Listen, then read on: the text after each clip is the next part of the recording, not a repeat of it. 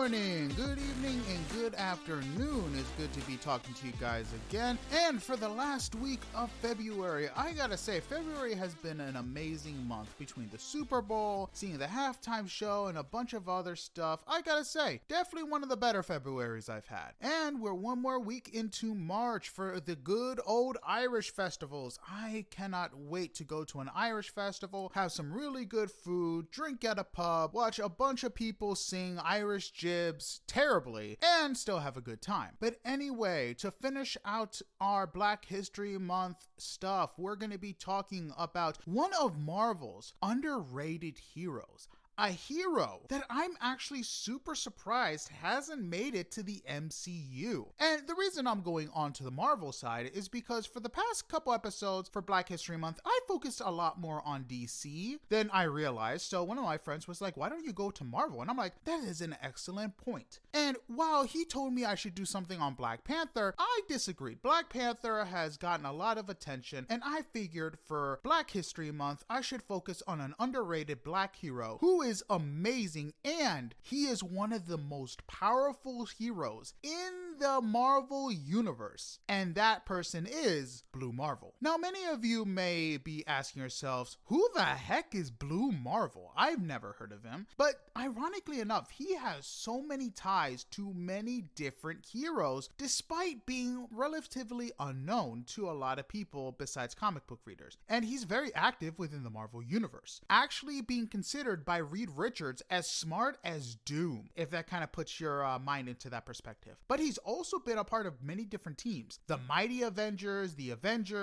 Ultimates, the Defenders, and much more. And this hero has a very interesting history. He was first introduced to the world in 2008 in Adam and the Legend of the Blue Marvel comic. Blue Marvel, or known by his civilian name, Adam, and I'm probably going to get this wrong, Brashear, when introduced, was a retired hero from the 1960s, which is definitely different from other heroes because usually when they're introduced, it's usually an origin story per se. But no, Blue Marvel has been around in the Marvel universe for years, of course, despite being introduced in 2008. But Adam was a Marine and an All-American football player in the 1950s. During this time, he dealt with a lot of racism because it was the 1950s. There was a lot of segregation, and honestly, back then, it was pretty bad. He was befriended by Connor Sims, who he served with as a Marine. Brashear, because of how smart he was, had a PhD, later became the project lead on a scientific attempt to harness antimatter with Connor. During the experiment, something goes horribly wrong, and the bomb explodes. Connor pulls Adam to safety, but both men are affected by the experiment. Connor becomes energetic, and his body dissolves, while Brashear stays stable and ended up becoming a living antimatter reactor. Brashear disappears after learning about his newfound abilities, and his abilities are pretty impressive. Of course, he was given superhuman strength, which easily allows him to lift 100,000 tons. He has nigh invulnerability to the point where a hydrogen bomb blew up in his face and didn't faze him at all, and can withstand attacks from Sentry, Iron Man,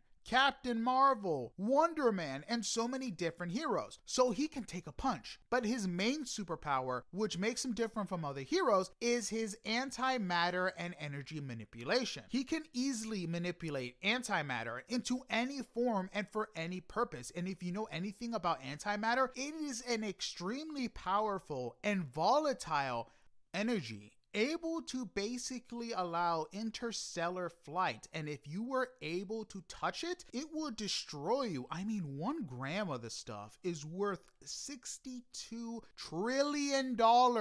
A small gram. So if you find antimatter, congratulations, you're the richest person. But basically, it made him super powerful, and the energy manipulation allowed him to absorb and manipulate energy. So he is able to produce, absorb antimatter and energy, which makes him very dangerous to energy type heroes or villains. So basically like Iron Man, he tries to blast him with his repulsor, he absorbs it. Captain Marvel, another one, she's energy based. He'll be able to absorb everything she throws at him. So he's very dangerous, and he can direct energy to whatever part of his body to increase his strength and power and make constructs or bolts. He is also able to move objects with his mind and even manipulate matter itself. He also has super flight and ages much slower than normal human beings. The only weakness he has is a unique matter found in the neutral zone called Neutramin. Neutramin? I'm just gonna go with that. Which is powerful enough to hurt him with ease. So basically think of it like his version of kryptonite.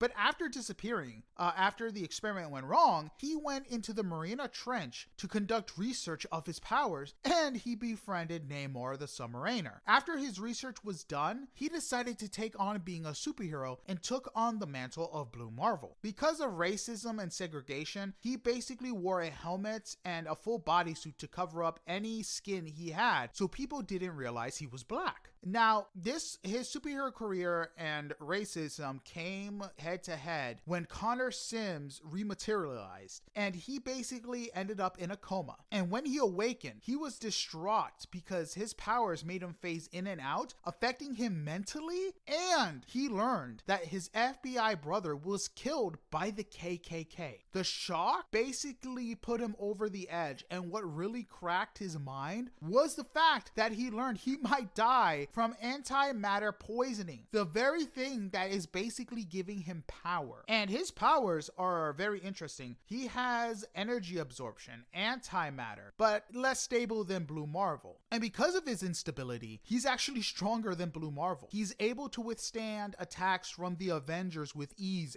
all at once. He took on the Avengers and basically defeated them easily. He's able to fly and has a healing factor that repairs damaged tissues. And because of all this happening, he decides to take a more villainous route and becomes Anti-Man. During this time, Adam had already become Blue Marvel and was one of the very first superheroes of his time. And again, when I said that his superhero life ended with all because of racism, this is why, because on June 4th of 1962, Blue Marvel fought Anti-Man and seemingly killed him. But because of the hard-fought battle, a piece of his helmet was broken, revealing his dark skin. Many pro-segregation groups protested because they believed that Blue Marvel could violently help the civil rights movement, and they would be powerless to stop him because of just how powerful he was. And the president at the time, who was John F. Kennedy, accepted Blue Marvel as a hero and praised his actions. But because of the widespread controversy, he asked him to step down because he feared that Blue Marvel might hurt the civil rights movement. For one last mission, John F.K. basically sent Blue Marvel out for one last mission to stop an armada of ships heading to Earth before Blue Marvel retired. During this trip, he destroyed all of the ships and the armada coming at him with ease. Because, I mean, these guys did not know who they were messing with. But during this trip, he met and spoke to the Watcher for the first time and became friends with him. And remember, if you guys watch the What If series, you know that the Watcher only watches. He doesn't interrupt. He doesn't interact with anybody. And the fact that he felt like he wanted to interact with Blue Marvel was impressive. After the war ended with Vietnam and everything, S.H.I.E.L.D. had wanted Nick Fury to keep track of Adam, but Nick Fury refused. So they sent an agent, Marlene Frazier, to spy on him under the alias Candace. But she had fallen madly in love with him, and after not hearing from her superiors, stayed with him as his wife, and he would not be needed again until decades later. Now in the 70s, he became active again, but on a much smaller scale. But it wasn't until Anti-Man reformed after being down and disappearing for decades and decimated the Avengers. Tony had redacted old files of S.H.I.E.L.D. and found Adam and convinced him to return to the mantle of Blue Marvel, which he did, and with the help of the Avengers, defeated Anti-Man once again. Now, there are a bunch of details I'm not telling you guys because you know what? I feel like like you guys should pick up this old comic book. It's a good one. And honestly, it's a really good series, and I hope with people purchasing the comic books, Blue Marvel will become popular again for him not only to make his debut in the MCU, but for him to have a solo series, because he definitely deserves it. Blue Marvel has basically been partnered up with groups and all that stuff. He took parts in Civil War 2, which honestly wasn't the best event Marvel had, especially for what they were trying to do. But still, he definitely deserves his own solo series. And like I said, he's a really good character with decades of experience being older. So it's not like someone trying to find his way of being a superhero, because he has that. He has a family, he has kids, and honestly, like I said, he's a very underrated hero. Please purchase the comic book. Show that he has a bunch of fans out there who definitely wants to see him on the big screen. But anyway, that's about it for this week's episode. And this is the end of my Black history when it comes to Nerd Fandom. I hope you guys enjoyed it as much as I did, especially learning about Superman vs. Muhammad Ali, Milestone Media, and of course, Blue Marvel. I'll see you guys next week when I'll be talking about one of my favorite subjects, to be determined until next week. But I hope you guys enjoy the rest of February, enjoy March, because I know I am definitely going to. Sayonara, see you later, and you guys have a blessed one. Goodbye.